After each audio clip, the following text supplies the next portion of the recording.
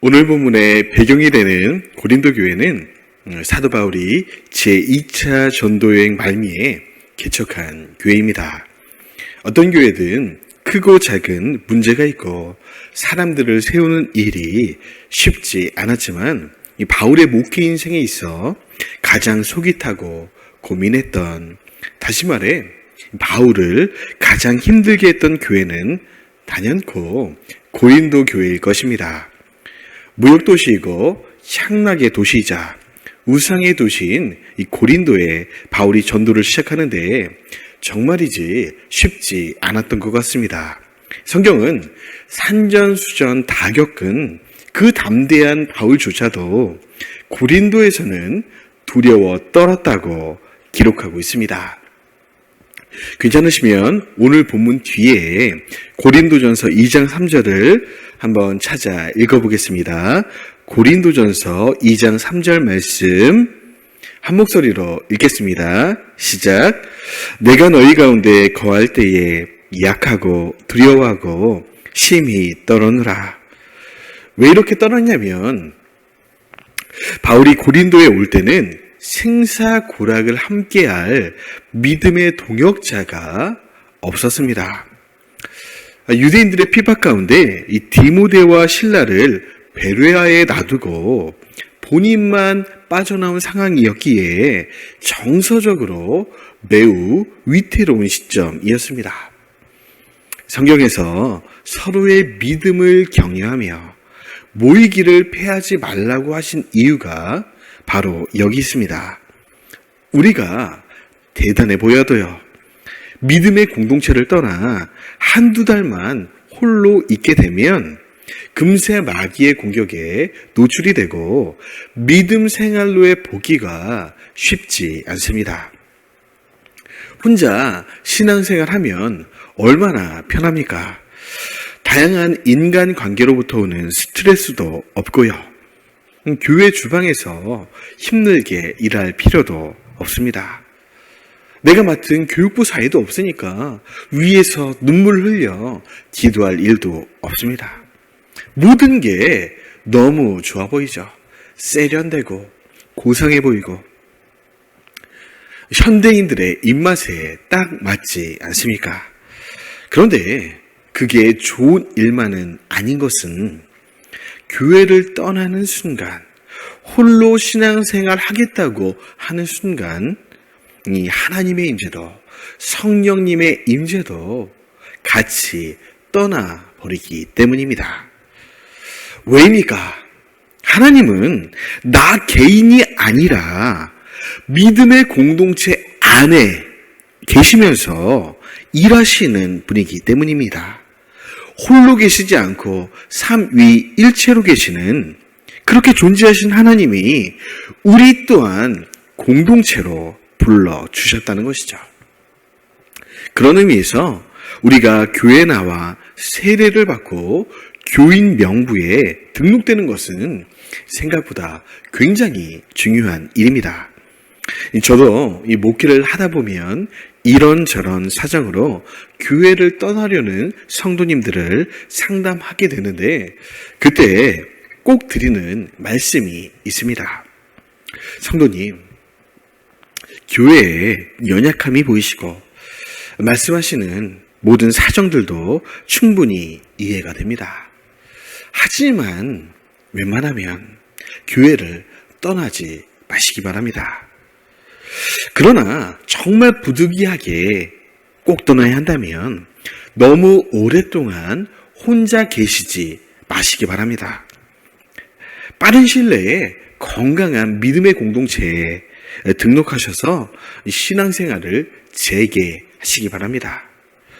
혼자 있는 것은 영적으로 매우 위험합니다. 여러분, 이 목회자도 똑같습니다. 성도들이 목회자가 필요하듯이 목회자도 성도들이 필요합니다. 이 갈급해하는 성도님들이 계시기 때문에 목회자 자신을 더욱 돌아보고 말씀과 기도로 자신을 채찍질하게 되는 것이죠. 우리는 하나님이 필요합니다. 너무 당연한 얘기죠. 그런데 하나님도 우리가 필요하십니다. 더 정확히 말하면 우리의 필요보다 하나님의 필요가 비교할 수 없이 큽니다. 쉬운 표현으로 하나님은 우리가 없이는 못 사십니다. 그래서 독생자를 십자가에 매다신 것입니다. 독생자를 죽이셔서라도 우리와 함께 있고 싶어 하시는 것이죠. 여러분, 우리가 이처럼 하나님께 소중한 존재입니다. 교회는 하나님이 필요합니다. 당연하죠. 그런데 하나님도 교회가 필요하십니다. 하나님은 당신의 모든 것을 교회 안에 두시고 교회와 함께 일하시기로 결정하셨습니다. 그래서 음부의 권세가 절대로 결코 교회를 이길 수 없는 것이죠. 사랑하는 여러분, 그러므로 교회를 사랑합시다. 교회가 완전해서가 아닙니다. 왜냐하면 하나님이 이렇게 연약해 보이는 교회들을 너무너무 사랑하시기 때문이죠. 어쨌든 지금 바울 주변에 아무도 없는 홀로 있는 철제절명의 위기 상황이 온 것입니다. 그리고 가뜩이나 영적으로 눌려있는 상황에서 전도를 몇 번 해보는데 세상에 이 전도가 씨알도 안 먹히는 것입니다. 되게 바울이 이 복음을 전하면 한두 명이라도 예수님을 믿거나 교회에 나오는 그런 일들이 대부분이었죠. 그런데 글쎄 그 콧대 높은 고린도인들은 바울을 쳐다도 안 보는 것입니다. 그도 그럴 것이 전승에 보니까요, 바울의 외모를 어떻게 기록하고 있냐면 이렇게 기록합니다. 그는 대머리에 안짱다리에 천식에 눈은 한데 모였고 코는 매부리 크고 말은 딱따붙다하고 눈엔 안질이 있고 설교 중에 가끔 간질도 하는 천하의 추남이었다. 본인도 이것을 인정합니다. 고린도 후서에 보시면 그래, 내가 외모는 별 볼일 없는 게 사실 맞다. 그러나 지식만큼은 누구에게도 되지 않는다. 이러면서 은근히 지식으로 이 자신의 외모 컴플렉스를 덮어보려고도 합니다. 반면에 지금도 그리스를 가면요, 길가에 조각상들이 막 걸어다닙니다. 우리가 잘생긴 사람들을 표현할 때 소위 그리스 조각상 같다라는 이 관용어를 쓰지 않습니까? 남부 유럽을 가보면 진짜 조각상 같은 미남, 미녀들이 질비합니다. 원빈이나 장동건이 그곳에 가면 뭐 대단한 사람 취급받는 게 아니라 당장에 말린 오징어가 됩니다. 진짜 그렇죠. 그리고 이들은 사실 외모만 멋진 것이 아니고 로마의 무역도시 시민답게 지식 수준이 상당했기 때문에 웬만한 철학 지식과 말빨로는 이기기가 힘든 사람들이었습니다. 아무튼 이런 상황에서 이 바울이 쭈뼛 거리면서 좋지 않은 발음으로 얘기하는 거죠. 저기 예루살렘 시골 손구석에 가면 30세에 십자가에 못 박혀 죽은 예수란 청년이 있는데 그분이 하나님 아들이시고 우리를 구원할 메시아다 라고 하면 믿을 사람이 있겠습니까? 이 바울도 몇 번 해보다가 도저히 안 되니까 탈진한 상태에서 몇 날 며칠을 좌절 가운데 지냅니다. 그러던 중에 하루는 하나님이 환상 가운데 바울에게 나타나셔서 한마디를 툭 던지십니다. 사도행전 18장 9절의 말씀인데요. 좀 중요한 말씀이니까 한번 찾아보시죠. 사도행전 18장 9절. 네, 고린도전서 앞쪽에 있죠. 우리 한번 다 찾으셨나요? 18장 9절 우리 한 목소리로 읽겠습니다. 시작. 밤에 주께서 환상 가운데 바울에게 말씀하시되 두려워하지 말며 침묵하지 말고 말하라. 하나님이 지금 왜 두려워하지 말라고 하시죠? 말도 못하게 두려워하니까. 하나님이 왜 침묵하지 말라고 하시죠? 입 다물고 침묵하고 있으니까. 이어서 하신 말씀이 그 아래 10절인데요. 또 한번 읽어보겠습니다. 시작. 내가 너와 함께 있음에 어떤 사람도 너를 대적하여 해롭게 할 자가 없을 것이니 이는 이 성 중에 내 백성이 많음이라 하시더라. 내가 너와 함께 있다. 그리고 이 고린도 성 중에 나의 택한 백성이 한두 명이 아니라 많다. 이 말씀 한마디에 바울이 다시 살아나기 시작합니다. 그래, 내가 외모가 멋지고 말을 잘한다고 복음이 전해지는 게 아니지. 이 성 중에 하나님이 택하신 사람들이 있기에 내가 전하기만 하면 듀나미스, 즉 다이너마이트 같은 복음의 능력이 택하신 영혼들을 구원하게 될 것이다. 바울은 결단합니다. 내 사역, 앞으로 이어질 모든 사역 중에서 절대로 내 능력으로 일하지 않을 것이다. 그럼 어떤 능력으로 일하게 됩니까? 오직 성령의 능력으로 사역하겠다. 오늘 본문 뒤에 있는데요. 고린도전서 2장 4절 5절에서 이렇게 말씀하고 있는 거죠. 우리 다시 본문 뒤로 가서 고린도전서 2장 4절 5절인데요. 제가 한번 읽어보겠습니다. 내 말과 내 전도함이 설득력 있는 지혜의 말로 하지 아니하고 다만 성령의 나타나심과 능력으로 하여 너희의 믿음이 사람의 지혜에 있지 아니하고 다만 하나님의 능력에 있게 하려 하였노라. 아멘. 아멘이십니까? 우리 모두도 내 지혜가 아니라 내 안에 있는 것이 아니라 성령의 능력으로 사역하시는 저 여러분 되시길 주의 이름으로 축원드립니다. 제가 신앙생활하던 이 청소년기에는 한국교회 내 소위 고지론 설교가 유행이었습니다. 그런 책들도 참 많았습니다. 이 수련회나 집회를 가면 이와 관련된 설교가 줄을 이뤘습니다.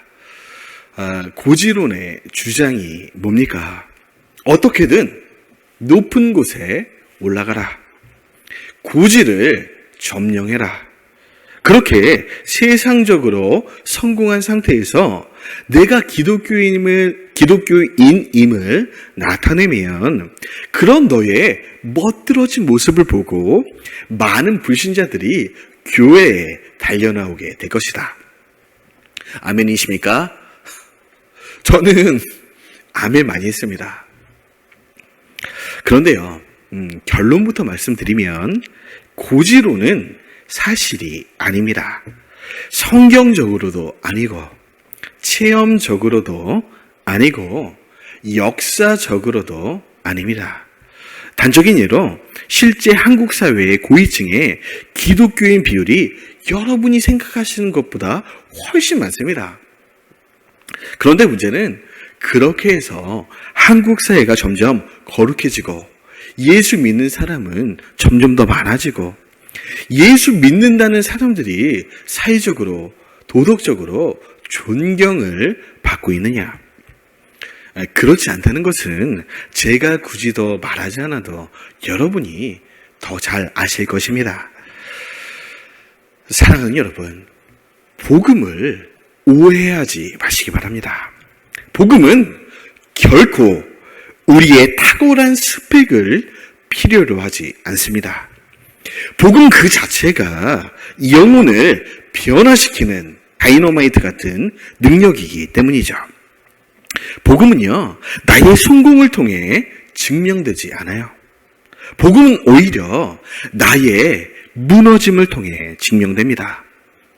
예수를 얻고 세상도 얻은 사람들이 아니라 예수라는 세상에서 가장 귀한 보화를 얻었기 때문에 이 세상을 배설물처럼 버린 이 사람들을 통해 복음은 찬란하게 빛나게 되는 것입니다.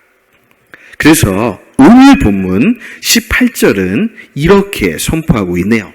우리 한번 큰 목소리로 다 같이 읽어보겠습니다. 시작. 십자가의 도가 멸망하는 자들에게는 미련한 것이요 구원을 받는 우리에게는 하나님의 능력이라. 세상을 추구하는 자들에게 복음은 언제나 미련해 보이죠. 세상은요, 지금도 자아를 실현하라고 합니다. 높아지라고 합니다. 너는 생각보다 꽤 괜찮은 사람이라고 합니다. 죄인이 아니라고 합니다. 내 마음에 원하는 대로, 내 생각대로 살라고 합니다. 너의 삶의 기준이 바로 너 자신이어야 한다고 합니다. 반면에요, 복음은 자기를 부인하라고 합니다. 낮아지라고 합니다. 너는 생각보다 훨씬 더 괜찮은 사람이 아니라고 말합니다. 감옥에 있지 않더라도 당신은 죄인 중에 괴수라고 말합니다. 내 마음에 원하는 대로, 내 생각대로 살면 그 끝은 멸망이라고 합니다. 너의 삶의 기준은 너의 생각, IQ 200도 안 되는 너의 그 알량한 생각이 아니라 영원불변한 절대 진리의 하나님 말씀이어야 한다고 말합니다. 지금도요, 이 땅에 권세 잡은 자들이 여러 문화 콘텐츠를 통해 우리에게 주입하려는 사단의 메시지를 한번 잘 들어보세요. 이 포스트 모더니즘은요, 모든 것을 상대화합니다. 물질화하죠. 우리는 우연히 이 땅에 던져져 진화된 존재라고 설명을 합니다. 이러한 세계관으로 세뇌된 우리 다음 세대들에게 오늘날 바울이 전하는 십자가의 도, 이 위대한 복음이 얼마나 미련해 보이겠습니까? 여러분, 혹시 국민교육 헌장이라고 들어보셨나요? 기억하십니까? 우리 같이 예배하고 있는 우리 청소년들은 그게 뭐예요? 할 텐데 아시는 분 계실 텐데 한번 외워보실까요? 시작. 우리는 민족 중흥의 역사적 사명을 띠고 이 땅에 태어났다. 조상의 빛난 얼을 오늘에 되살려 안으로 자주 독립의 자세를 확립하고 쭉쭉쭉, 예, 아주 반사적으로 외워주시는 분들이 계시죠. 죄송합니다. 연세가 아주 많으신 분들입니다. 되게 70년대 이 대한민국의 학교에서는 매일매일 주기도문 하듯이 외웠죠. 학교에만 가면 거의 세뇌처럼 이렇게 교육을 받았어요. 우리나라가 많이 어렵다. 너희 가족들도 많이 가난하고 힘들지. 그래, 너희는 너희 집안과 민족을 가난에서 일으키기 위해 존재한다.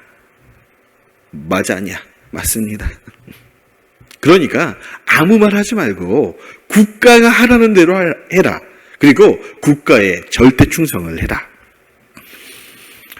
이 명령에 순종한 우리 아버지 세대, 할아버지 세대들이 주 50시간씩 이 밤낮 없이 일하셔서 오늘날의 대한민국이 되었습니다. 그런데 중요한 것이 있어요. 이런 분들에게 복음이 들려집니다. 이 복음 뭐라고 합니까? 그래, 뭐 대한민국을 위해 충성하는 것도 뭐 좋다. 그런데 그것만 하지 말고 너를 위해 죽으신 분이 있는데 그분이 예수 그리스도다. 이제부터는 너를 위해 죽으신 분께 충성하여라. 이분들은 이미 순종할 자세가 갖춰져 있습니다. 대상만 바꾸면 됩니다. 국가에서 복음으로 말이죠.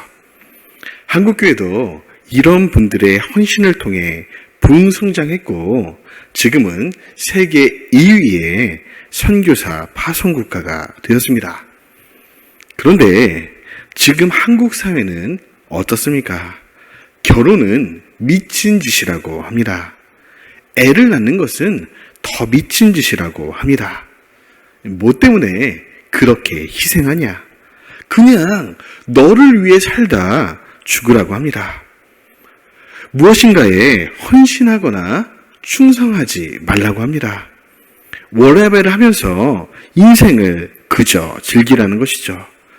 국가는커녕 우리가 마땅히 헌신해야 할 가정조차 만들지 말라는 판국에 복음에 충성하라는 메시지는 교회 가운데 당연히 잘 선포되지 않습니다.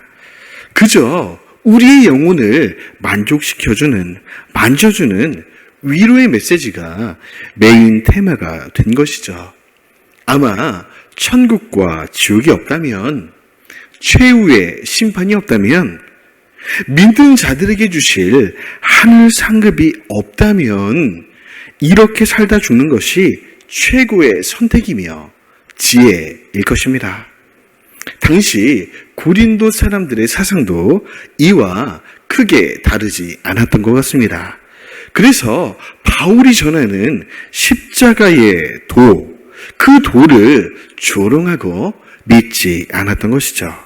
그래서 고린도전서 후반부 15장 19절에서 바울은 이렇게 항변하고 있습니다. 제가 읽어보겠습니다. 만일 그리스도 안에서 우리가 바라는 것이 다만 이 세상의 삶뿐이면 모든 사람 가운데 우리가 더욱 불쌍한 자리이다. 눈에 보이는 이 현실 세계가 끝이라면 너희들의 말이 맞다. 하지만 문제는 이 세상이 끝이 아니라 눈에 보이는 이 현실 세계가 끝이 아니라 영원한 세계가 우리를 기다리고 있다는 것이죠. 너희는 너희 자신이 지혜로운 사람들이라고 생각하지 모르나 하나님이 보실 때 너희들은 세상에서 가장 미련한 자라는 거예요. 오늘 본문 1장 19절 20절 말씀을 함께 읽겠습니다. 시작. 기록된 바 내가 지혜 있는 자들의 지혜를 멸하고 총명한 자들의 총명을 폐하리라 하였으니 지혜 있는 자가 어디 있느냐? 선비가 어디 있느냐? 이 세대의 변론가가 어디 있느냐? 하나님께서 이 세상의 지혜를 미련하게 하신 것이 아니냐? 사랑하는 여러분, 특별히 포스트 모더니즘 세계를 살아가면서 믿음을 지키며 살아가려고 노력하는 우리 사랑하는 다음 세대 여러분, 우리는 이 고린도 성도들과 달리 세상을 이기는 그리스도인들이 됩시다. 복음의 진리 안에서 참으로 지혜로운 자가 됩시다. 아니 어쩌면 세상 사람들이 보기에는 미련해 보이는 복음을 듣고 믿어 머나먼 타국 땅에서도 하나님을 예배하시는 여러분들은 이미 지혜자이십니다.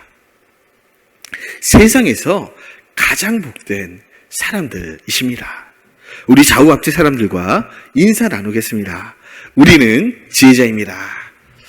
네, 우리 좌우 앞뒤 사람과 한 번 더, 우리는 복된 사람들입니다. 여러분, 우리가 복된 사람들이라는 것은 절대로 빈말이 아닙니다. 여러분, 제가 립서비스 하는 것이 아닙니다.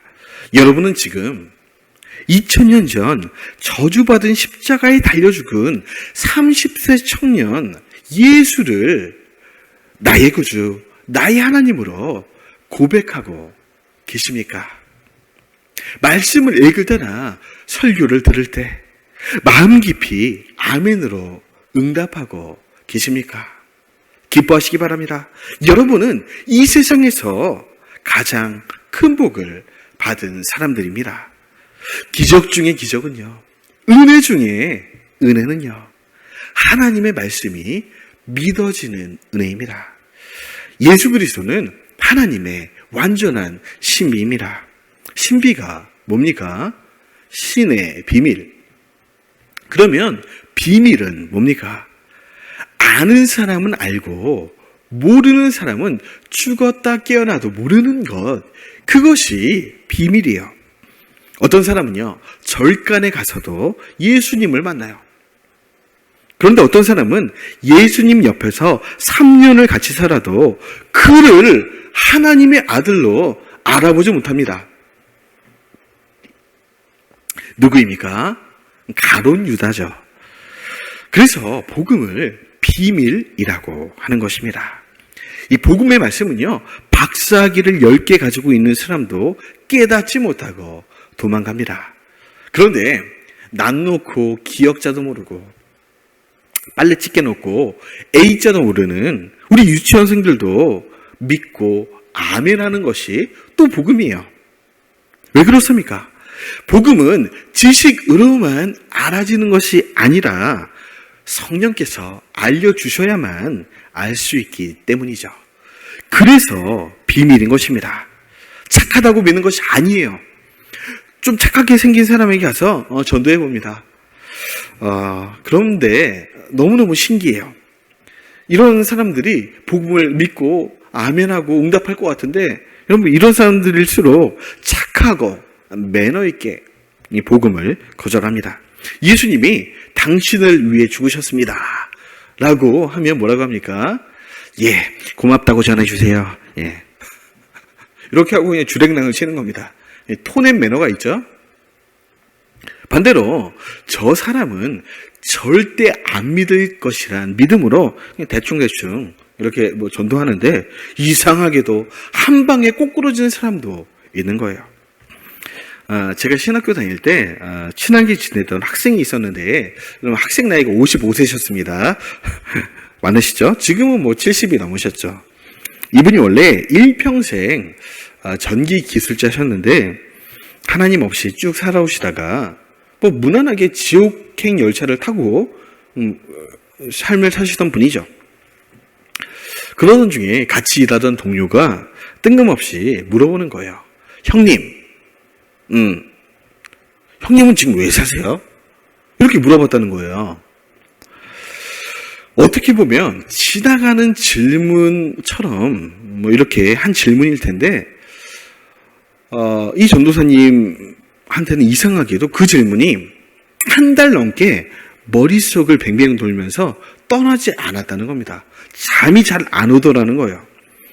이 질문에 대해서 한 번도 생각해 본 적도 없고, 갑자기 죽음에 대해서 이렇게 한번 생각해 보니까 내가 죽음 이후에 어디에 있을지 도무지 모르겠더라는 거예요.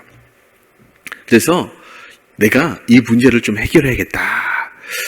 그래서 여러 종교들을 좀 알아보고 공부해 보다가 교회에 제 발로 나오게 되신 겁니다. 그러던 중 복음을 믿고, 내가 인생의 비밀을 깨달았는데 이대로 전기 기술자만 하다가 죽을 수 없다. 내가 내 사랑하는 고향에 복음을 전해야겠다. 이런 마음으로 그 늦은 나이에 신학교에 입학하셔서 정말 열심히 공부하셨어요. 저도 꽤 공부를 열심히 했거든요. 제가 혀를 내두를 정도로 그렇게 열심히 공부하시고 그 비전대로 이 고향 선교를 하고 계십니다. 또 어떤 이 목사님들의 설교를 듣는 중에 이런 얘기가 있었어요. 한 자매가 교회를 다니게 된 간증인데요. 이분이 결혼하고 이 셋째 애를 낳은 겁니다. 그런데 어느 날 문득 생글생글 웃고 있는 이 갓난 아이를 바라보며 이런 생각이 갑자기 들었다는 거예요. 아니, 내가 이 아이를 배가 아파서 내 뱃속에서 낳았는데 이 아이는 과연 죽으면 어디로 가는 거지? 이분 머릿속에도 뜬금없이 이런 생각이 딱 든 겁니다. 그리고 머릿속에서 떠나지 않는 거예요. 그런데 불현듯 집 주변의 지하상가 교회에서 들려오던 찬송들이 막 떠오르더라는 겁니다. 그래서 혹시 교회라는 데를 가면 이 질문에 대답을 해줄 수 있지 않을까?